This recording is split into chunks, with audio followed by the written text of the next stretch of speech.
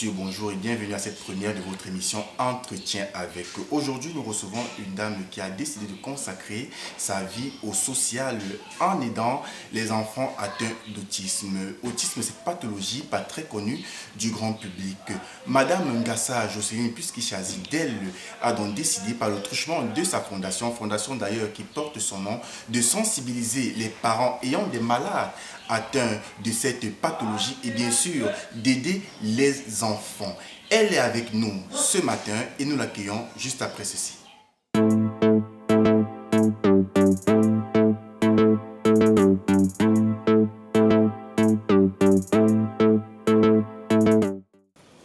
Alors, Madame Jocelyne Ngassa, bonjour et merci d'avoir accepté de répondre à quelques questions. Bonjour, ravi d'être avec vous aujourd'hui. Alors, Madame Jocelyne Ngassa, nous parlons donc de votre fondation, la Fondation Jocelyne Ngassa. Alors, une question me vient à l'esprit. Comment naît la Fondation Jocelyne Ngassa? La Fondation, on l'appelle en abrégé et très affectueusement la FJN. C'est ce que les enfants connaissent, c'est plus court. C'est un centre d'art qui est créé depuis février 2019. Nous sommes basés à Yaoundé, à la Case des Arts, mais aussi avec une antenne en Angleterre où je vis. Donc, elle a pour vocation de promouvoir l'art et la culture africaine. Mais notre base, ce sont des enfants entre 3 et 18 ans.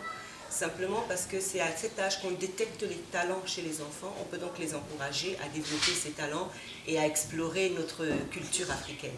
Alors, concrètement, que représente donc cette fondation pour vous déjà? Et en quelques mots, quelles sont ses missions, des missions spécifiques? Alors, la mission, c'est simplement, comme j'ai dit, c'est de promouvoir l'art et la culture africaine.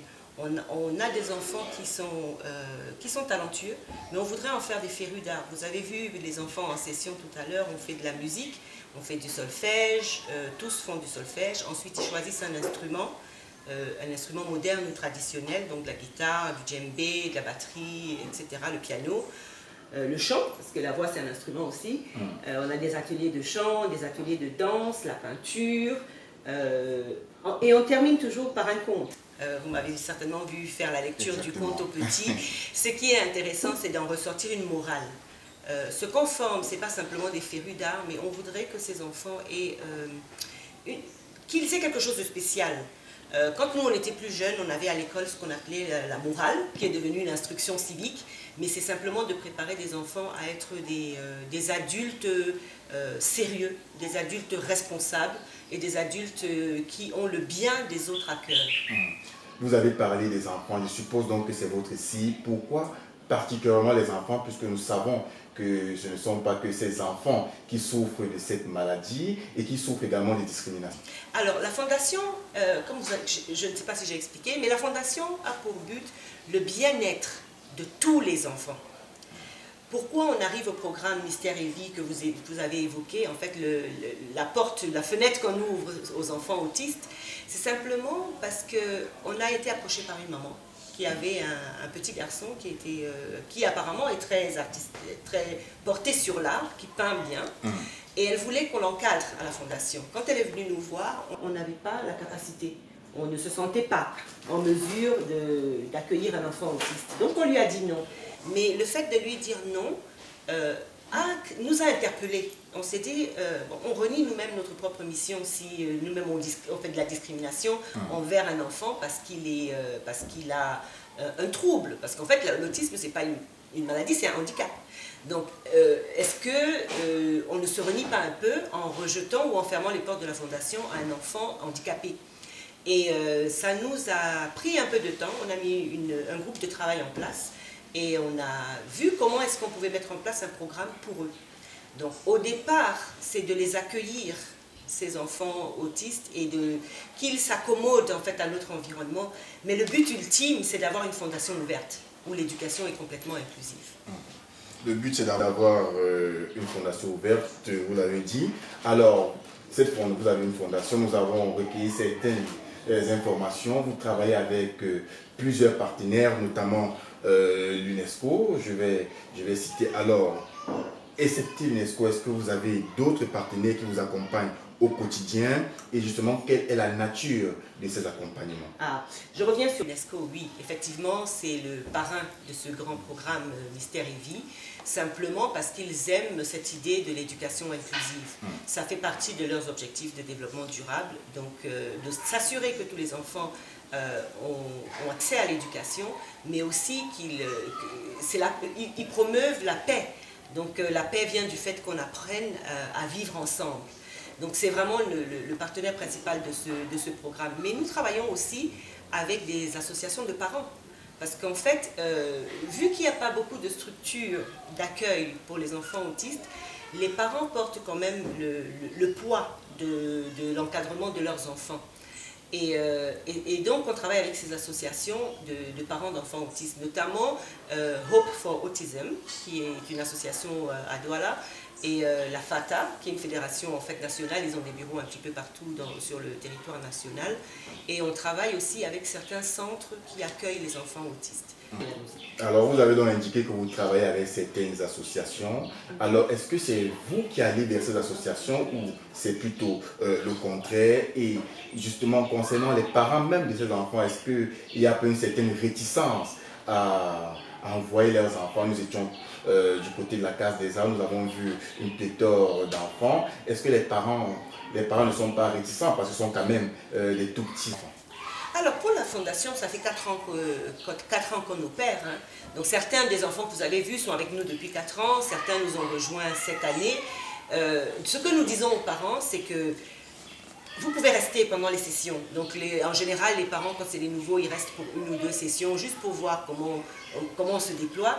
Et après, ils nous font confiance, ils nous confient leurs enfants. Donc ils les laissent le matin et puis ils reviennent les prendre à la fin de la session. Votre fondation, vous avez déjà pour but de promouvoir, d'améliorer les talents des jeunes à travers l'art et la culture. C'est ça. Vous l'avez dit. Et combiné donc à l'autisme, est-ce que donc c'est évident d'entretenir ces enfants, leur assimiler, je voulais dire, un certain nombre de choses? Et pouvez-vous nous dire, toutes ces personnes qui nous regardent, où sont, comment je vais le dire, comment vous réussissez, voilà, c'est le terme, à tenir ces enfants? Nous savons, le commun des mortels, que c'est difficile de travailler avec ces enfants.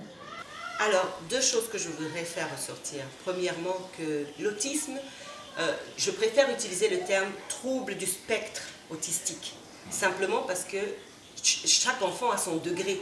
On part des autismes très légers à des autismes très poussés. Parce que très souvent, les images que nous voyons, c'est des enfants qui ont des troubles du comportement, qui s'agitent, qu'on a du mal à maîtriser. En fait, quand les enfants vont dans des structures, je vais prendre des enfants dits normaux. Un enfant dit normal, qu'on n'envoie pas à l'école, sera sauvage.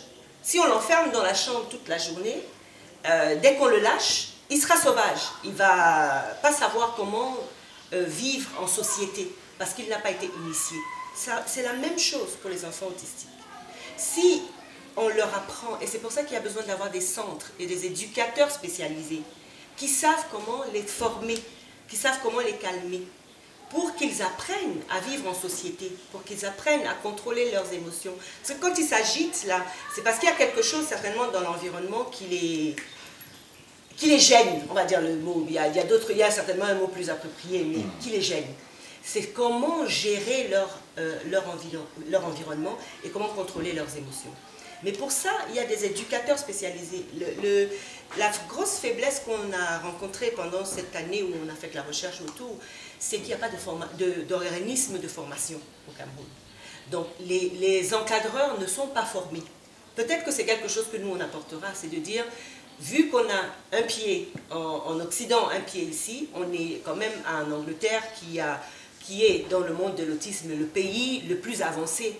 On peut avoir des personnes qui peuvent venir former des éducateurs ici pour que ces enfants-là ne soient plus dans les chambres, pour qu'on les scolarise, pour qu'ils soient dans des centres, qu'on leur apprenne à être propres. On apprend à nos enfants à être propres, à ne pas avoir la couche à 10 ans.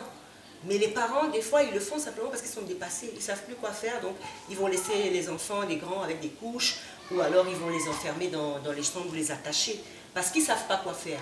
Mais s'ils avaient un support, un soutien, et qu'ils étaient formés eux-mêmes, ils sauraient comment manager en fait ces enfants au quotidien.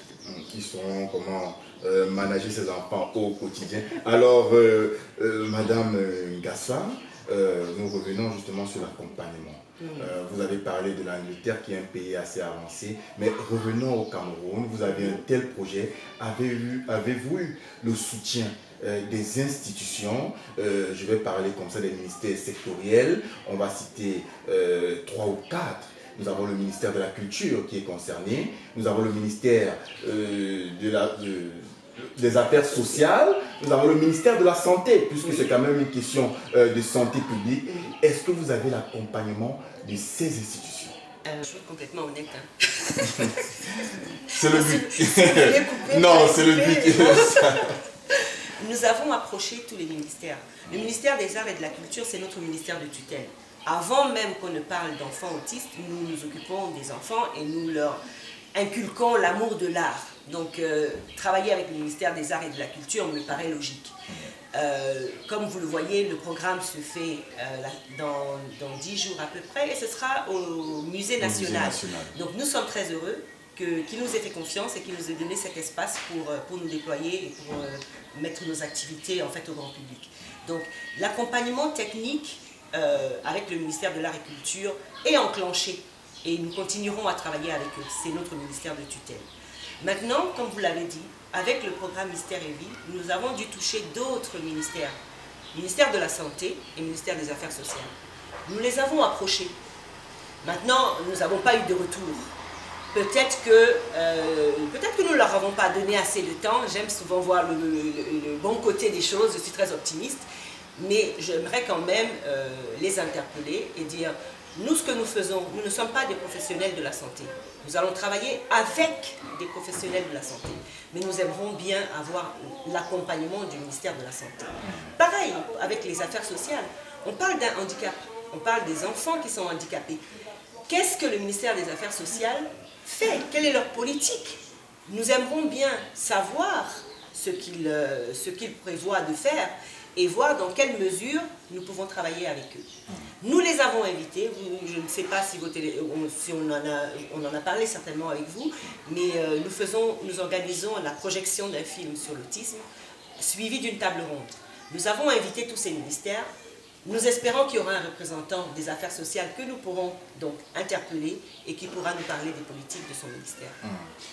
Notamment, nous savons que le ministre de la Santé est une personnalité très altruiste, surtout concernant ce genre de questions. Et certainement, en regardant ceci, il pourra vous répondre. Nous poursuivons, Madame Ngassa, votre fondation Envisageait s'implantée dans d'autres localités. L'autisme ne touche pas que Yaoundé ou Douala ou peut-être Bafoussam. Est-ce que vous avez prévu aller dans l'arrière-pays? Nous savons que là-bas encore, c'est une pathologie qui est méconnue, parfois qualifiée de sorcellerie. Ah oui. Alors c'est vrai que je redis que nous avons fait beaucoup de recherches et nous avons parlé à beaucoup de personnes. Et ce que nous entendons est quand même un peu, je vais employer le mot surréaliste. On entend effectivement que ce sont des enfants sorciers, on entend que ce sont des génies de l'eau, ce sont des enfants serpents, il faut les ramener d'où ils viennent, etc., etc. En fait, ce qui nous dit donc que le handicap et l'autisme restent un sujet méconnu. J'irais même plus loin en disant un sujet tabou, parce que les parents ont honte de dire qu'ils ont un enfant autiste. J'ai eu la grâce, pendant la conférence de presse, d'avoir des parents qui instinctivement ont parlé de leurs enfants, certains députés par exemple. Exactement. Qui étaient avec nous, qui nous ont fait un super beau témoignage. Le député qui nous a parlé, voilà, qui nous a parlé de sa fille qui est autiste et qui pourtant a eu une belle enfance et qui aujourd'hui développe son talent d'une certaine manière. Donc il y a des belles histoires autour de l'autisme. On voudrait simplement sortir cet handicap du ghetto dans lequel la société est en train de le pousser. Les enfants autistes ont simplement besoin de plus de patience, de plus d'amour, de plus d'énergie, effectivement. On ne va pas dire que c'est facile. Les parents d'enfants autistes travaillent certainement plus pour l'épanouissement de leur enfant que les parents d'enfants dits normaux. Alors, nous tirons vers la fin de notre entretien. Alors, avez-vous des exemples concrets justement pour nous présenter la réussite peut-être d'un ou de deux de ces enfants, peut-être dans quelques domaines que ce soit, des domaines dans lesquels vous traitez. Partagez-nous un peu cette expérience. Si alors, je vais partager deux expériences, une jeune fille et un jeune homme. Je veux parler de l'expérience d'une jeune fille, Alice. Elle n'est pas au Cameroun, mais elle vit en France. Elle est pas autiste, mais elle a une maladie dégénérative où elle perd l'usage de ses muscles chaque jour. Mais Alice est peintre. Et son témoignage, en fait, quand on parle avec elle, c'est de dire, quand elle peint, elle n'a pas de force dans ses muscles, mais à ce moment-là, on dirait que c'est là qu'elle vit. Et elle est transcendée, on va le dire. Exactement. Et elle fait des peintures qui sont tellement belles. Et je me dis, bon, elle a peut-être eu la chance d'être encadrée depuis petite, et encadrée, et de pouvoir avoir poussé son art si loin. Mais tout autre enfant peut y arriver s'il a l'encadrement. Donc ça, c'est le premier exemple. Le deuxième exemple, c'est quelqu'un qui est au Cameroun. C'est un jeune homme que nous avons rencontré il n'y a pas très longtemps et qui travaille dans les médias. Donc pour nous, on trouve que c'est un très bel exemple d'insertion professionnelle pour un enfant autiste. Et ça nous motive. On se dit, s'il peut le faire, alors tous les petits-enfants qui viendront travailler avec nous, voilà où on veut les emmener. On voudrait travailler avec eux, pas simplement pour qu'ils viennent s'agiter et s'amuser, mais on voudrait leur apprendre un métier, quelque chose qui puisse leur permettre de générer un revenu et de devenir des créateurs de richesse. Donc Ramsès, qui est ce jeune homme, sera avec nous à la conférence de presse. Donc s'il y a des parents qui veulent, je dis à la conférence de presse, non, à la table ronde, à la table ronde, autant pour moi. Donc s'il y a des parents qui veulent venir le rencontrer et comprendre son histoire et comprendre comment il arrive à trouver un bon job dans un groupe de médias en étant autiste, ce sera l'occasion de l'entendre, partager son témoignage et de lui poser des questions. Alors, Madame Gassa, vous avez beaucoup parlé des visions et voilà. Alors, quels sont vos projets futurs? Quels sont nos projets futurs? Eh bien, déjà, vraiment à très court terme, c'est d'accueillir un certain nombre d'enfants autistes dans la fondation, comme vous le savez. Mais à terme, c'est d'apporter notre programme aussi vers des centres qui existent déjà.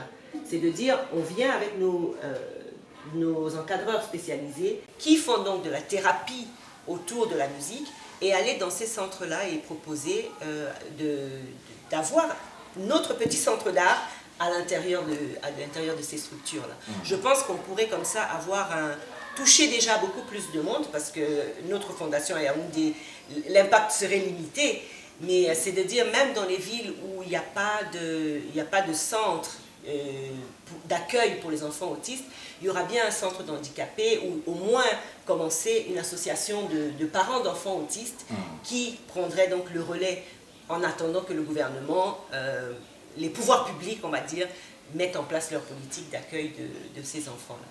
Alors, Madame Gassa, mot de fin. Après justement cette entrevue, nous avons de fin.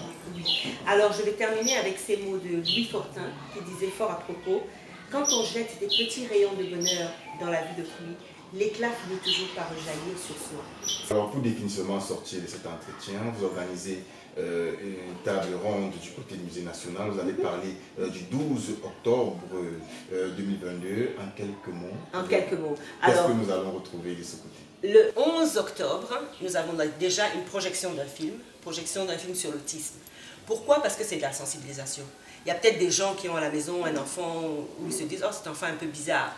Venez voir le film, venez voir, c'est l'histoire d'une famille qui a un enfant autiste. Comment le diagnostic est posé. Donc on aimerait que le public vienne déjà regarder ce film et ensuite suivi de la table ronde dont nous avons parlé. Le 11 octobre. Le 11 octobre. Qui puisse poser des questions aux professionnels, aux parents d'enfants autistes et aux éducateurs qui sont déjà dans les centres. Ça, c'est le 11 octobre. Ensuite, le 12 octobre, nous avons le lancement officiel du programme Mystère et Vie. Donc, ce sera des présentations de nos activités devant les officiels représentants des différentes structures et des différents ministères.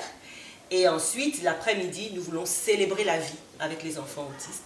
Nous voulons célébrer la vie avec leurs parents, leur dire « vous faites un travail qui est fantastique, nous sommes avec vous, nous voulons vous dire que c'est merveilleux, un enfant c'est un porteur de joie, nous voulons dire aux parents « on veut célébrer vos enfants avec vous ». Donc nous appelons les parents d'enfants autistes à venir nous voir donc le 12 dans l'après-midi. La Fondation leur a préparé un super beau spectacle. Nous avons des groupes qui seront là. On va leur faire un beau concert et ce sera Noël avant Noël pour les enfants autistes. Merci Madame Bassa. Merci beaucoup. Mesdames, Messieurs, merci d'avoir regardé cette émission Entretien avec Première du genre. C'est avec un plaisir que je vous donne rendez-vous très prochainement. Mais en attendant, n'hésitez pas à vous abonner et à partager tout ceci sur nos différentes plateformes.